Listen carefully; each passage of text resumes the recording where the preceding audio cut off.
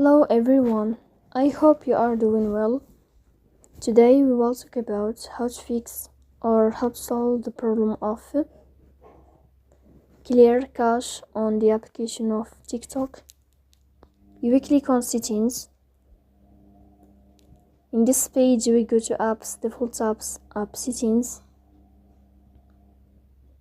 When above we will search about TikTok and you will click.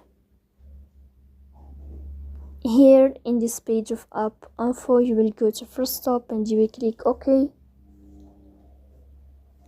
Then you will enter to the window of storage. Here you will click on clear cache. Then you can turn on your airplane mode and you will turn off your airplane mode again to fix that problem. So please don't forget to support us by like and subscribe. See you next time.